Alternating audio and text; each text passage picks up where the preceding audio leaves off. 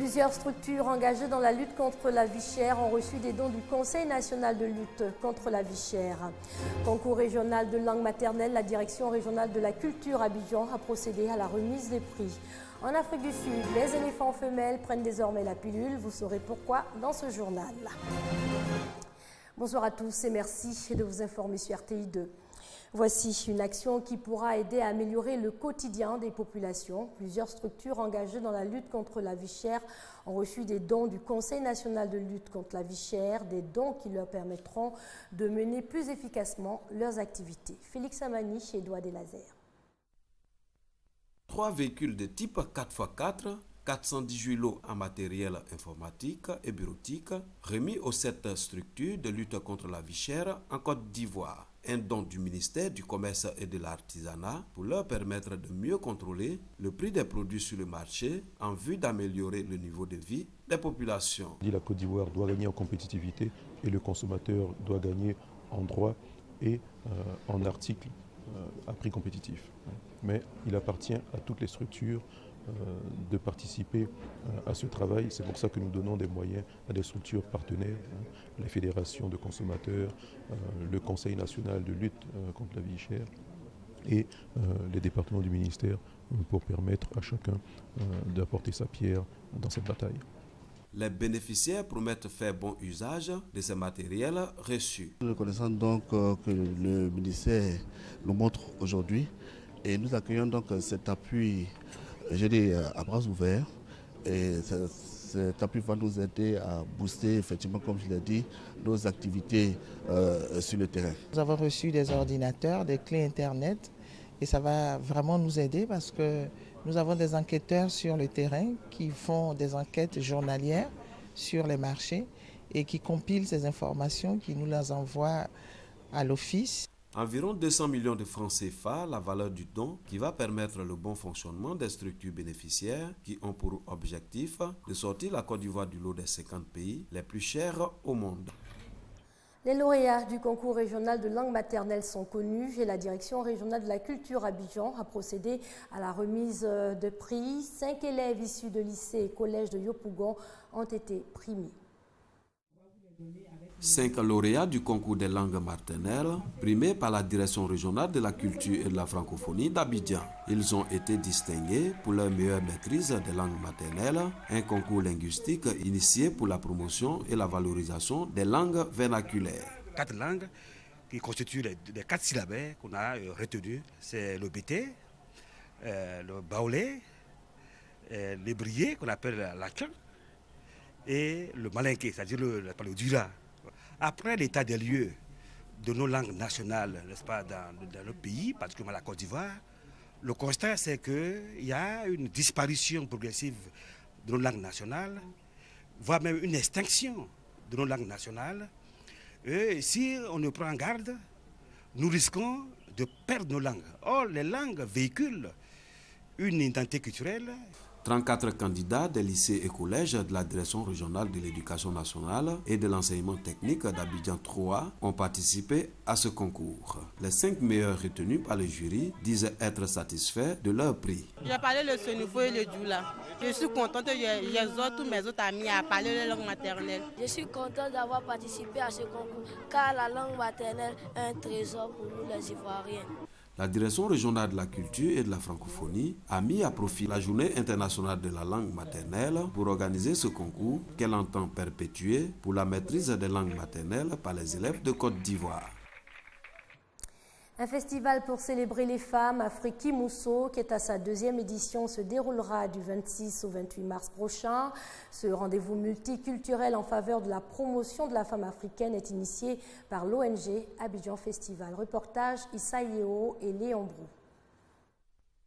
Réduire les disparités entre l'homme et la femme, c'est le sens d'Afriki Mousso, festival de promotion de la femme africaine. Pour son initiateur, Afriki Mousso met l'accent sur le rôle prépondérant de la femme dans la société. C'est la promotion de la femme à travers les arts et la culture. Donc il y a tous les compartiments quasiment des arts et de la culture, une exposition d'art, une foire commerciale, des conférences. Le ministre de la Culture et de la Francophonie, Maurice Kwaku Bandaman, s'est réjoui que la femme soit au cœur d'Afriki Mousso. Le festival d'Afriki Mousso est un festival structurant de notre univers culturel, de notre pays. Il a la particularité de valoriser la femme artiste, la musique au féminin et permettre ainsi à nos sœurs d'avoir une plateforme d'expression et de promotion. Nous voudrions remercier Madame la ministre de la Famille, de l'Affaires sociales, de la solidarité de la femme et de l'enfant pour l'appui qu'elle apporte. Cette deuxième édition d'Afriki Mousso est prévue pour se tenir du 26 au 28 mars prochain au Palais de la Culture de Trècheville. Vont y participer de nombreux artistes dont certains viendront du Bénin, du Mali et du Burkina Faso. On s'intéresse à présent à la mosquée centrale de Port-Bouët 2 dans la commune de Yopougon. L'édifice religieux n'avait pas fière allure après la crise post-électorale. Depuis quelques mois, la mosquée est en cours de réhabilitation grâce au maire de la commune. C'est ce que nous apprend Franck Kouadio. Port-Bouët 2, un quartier de la commune de Yopougon. Ici, l'héritage de l'après-crise de 2010 est significatif. La mosquée centrale du quartier n'a pas été épargné par les troubles. Cet édifice religieux qui a vu sa toiture détruite est aujourd'hui en voie de réhabilitation. L'initiative est du maire de la commune, Gilbert Kone-Kafana. Il entend ainsi permettre aux fidèles exposés aux intempéries depuis 2011 de prier dans des conditions acceptables. Cette visite sur le site est pour mieux s'imprégner de l'avancée des travaux. À ce stade, les locaux, a priori, sont tout à fait fonctionnels pour leur permettre de prier en toute sécurité en cas d'intempéries. Occasion pour l'imam Sogodogo Tiamoko de dire des bénédictions à l'endroit du donateur et du président de la République. Une visite sanctionnée par un don à la communauté musulmane de Port-Bouët 2. En bref, au Sénégal, cette annonce surprise du chef de l'État, Macky Sall, veut un référendum sur la réduction de son mandat. Le président sénégalais compte soumettre en 2016 à référendum la question de la réduction de son mandat de 7 à 5 ans. L'élection présidentielle pourrait alors se tenir en 2017 plutôt qu'en 2019. Toujours en bref, en République démocratique du Congo, 13 personnes ont été tuées dans un naufrage sur le fleuve Congo. On dénombre 87 rescapés. Le responsable et le capitaine de la baleinière qui a fait naufrage ont été arrêtés. L'Afrique du Sud, confrontée à une surpopulation d'éléphants. Pour résoudre le problème, le pays expérimente depuis 15 ans un vaccin contraceptif. Les éléphants femelles prennent désormais la pilule. Quand partout ailleurs en Afrique on se bat pour sauver les éléphants des braconniers, l'Afrique du Sud doit faire face à une surpopulation de pachydermes. Ceinturés par des barrières, l'essentiel des réserves sud-africaines sont de petite taille. Les éléphants, qui dévorent plus de 200 kg de végétation par jour, doublent naturellement leur population tous les 15 ans et finiront par bouleverser cet écosystème. Alors ici, on a pris des mesures radicales. Dans ce fusil, non pas des balles, mais des fléchettes pour administrer aux 22 femelles adultes de la réserve un vaccin anti-conception. Mais encore faut-il arriver à atteindre les animaux. Tout le monde pense qu'un éléphant c'est gros. Oui, c'est vrai, mais quand l'hélicoptère bouge, que les éléphants sont sous les arbres et que l'hélicoptère tente d'éviter les arbres, là ça se complique. Il faut aussi s'assurer que l'on pique l'éléphant au bon endroit. Car pour que le vaccin soit le plus efficace, il faut qu'il soit absorbé par les vaisseaux sanguins des muscles. À Makalali, réserve pilote, les chercheurs étudient les effets long terme de la contraception sur les troupeaux d'éléphants. Ils ont équipé 3 femelles de colliers satellites, colliers qu'il faut changer régulièrement, après avoir immobilisé l'animal grâce à l'injection de produits anesthésiques. Poussez! Attention à l'arrière. Parfait.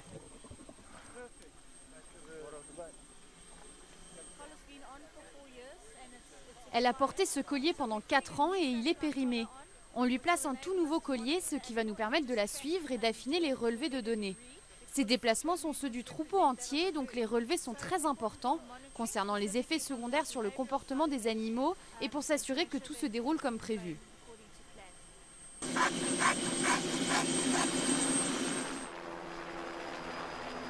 La femelle éléphant se réveille, un peu groggy, mais tout sera rentré dans l'ordre dans quelques minutes. Grâce au collier satellite placé sur les deux femelles, la chercheuse Audrey Delsing peut maintenant suivre la position des éléphants dans la réserve. À Makalali, la population d'éléphants est désormais stabilisée. Il semblerait que les rapports sociaux entre les animaux n'aient pas été modifiés par la contraception. Les éléphants n'ont pas modifié leur territoire, leurs liens sont intacts, même plus forts que jamais, donc tout se passe comme prévu. Grâce au travail de la chercheuse Audrey Delsing et de son équipe, l'immunocontraception des éléphants a été adoptée dans plus de 20 réserves en Afrique du Sud. Elle permet un contrôle humain et adapté à chaque situation des populations de pachydermes. Les Israéliens élisent aujourd'hui leurs députés. À travers ce scrutin à un seul tour, ils devront choisir le changement ou la continuité avec Benjamin Netanyahou, le Premier ministre qui, pour la première fois, a ouvertement écarté l'idée de la création d'un État palestinien. Son principal rival est le candidat travailliste Isaac Herzog. Les Israéliens vont-ils ou non tourner la page Netanyahou? Ils ont commencé à voter mardi matin à des élections à l'issue incertaine. Après 6 ans au pouvoir, le Premier ministre de droite est critiqué pour ne pas s'être suffisamment occupé des problèmes quotidiens des Israéliens. Le peuple est entre le changement et l'espoir, entre le découragement et la déception. Celui qui veut poursuivre avec Bibi sur la voie du désespoir et de la déception peut voter pour lui. Mais celui qui veut vraiment un avenir meilleur pour Israël doit voter pour l'Union sioniste et me donner un mandat de toutes ses forces, afin de former un gouvernement qui soit bon pour Israël, pour un futur meilleur. Le travailliste Isaac Herzog pourrait donc lui succéder, même si le futur gouvernement fera sans doute l'objet d'intenses tractations. En image au Brésil, après des manifestations très critiques à son égard, Dilma Rousseff promet de dialoguer et de lutter contre la corruption. Aujourd'hui, le parquet brésilien a mis en cause le trésorier du Parti des travailleurs dans le cadre de l'affaire Petrobras. Révélé en mars 2014, le scandale Petrobras, première multinationale du pays, touche de grands acteurs économiques et des personnalités appartenant à la coalition du centre-gauche avec laquelle gouverne la présidente Dilma Rousseff. De l'argent aurait été détourné au profit de particuliers, mais aussi de formations politiques, dont le Parti des travailleurs fondé par l'ancien président Lula. En bref, en Ukraine, le Parlement adopte des lois sur le statut spécial de l'Est rebelle, 2 projets de loi accordant davantage d'autonomie aux régions de l'Est du pays avec à la clé la tenue d'élections. Les rebelles ont dénoncé ce conditionnement du statut spécial à des élections. Ils estiment que ces dispositions n'étaient pas conformes aux accords de Minsk. En France, apprendre à fabriquer son propre jeu vidéo dès 6 ans, c'est possible. Le projet est en phase expérimentale. Le gouvernement français souhaite que l'initiation à la programmation informatique fasse partie des apprentissages fondamentaux. Thibaut a 6 ans. Il sait à peine lire et écrire, mais c'est déjà un pro du code. Ça c'est des codes avec il y a là qui s'écrit l'histoire. Là c'est pour mettre le départ. Depuis janvier, Thibaut suit tous les lundis cet atelier d'initiation à la programmation informatique. Ça se passe dans son école, après les cours, dans le cadre des activités périscolaires. Avec leur animateur, en une dizaine d'heures à peine, ces élèves de primaire ont fabriqué leur propre jeu, un casse-briques. Le casse-briques, on y joue tous, mais pour pouvoir le construire et après à la fin dire à ses parents, papa, maman, voilà ce que j'ai fait en atelier, j'ai pas fait n'importe quoi, j'ai pas fait que jouer ou quoi que ce soit, j'ai créé mon jeu, c'est le mien. Et les parents vont faire, ah ouais, mon fils quand même, voilà, il a évolué. Pour former ses animateurs, la ville a fait appel à des experts comme Anne-Laure. Elle travaille pour une société spécialisée dans la pédagogie informatique. L'objectif de ces ateliers, faire en sorte que les enfants ne soient pas que des utilisateurs passifs des outils numériques. On ne veut pas en faire des geeks ou des futurs programmeurs, développeurs. Après, on cherche à les éveiller vraiment à l'informatique et à la logique. À terme, on voudrait vraiment surtout qu'ils passent du statut de consommateur à plutôt créateur et qui connaissent le code. Pour le moment, ici les Moulineaux fait encore figure de ville pionnière. Le gouvernement a lancé une vaste concertation sur le numérique à l'école et souhaiterait y introduire la programmation informatique à partir de 2016. Mais rien n'est encore fait. En attendant, au Royaume-Uni, le codage est déjà obligatoire dès 5 ans depuis la rentrée dernière. Voilà, c'est ici que l'on s'arrête. Excellente soirée sur les antennes de la RTI, la marque du service public.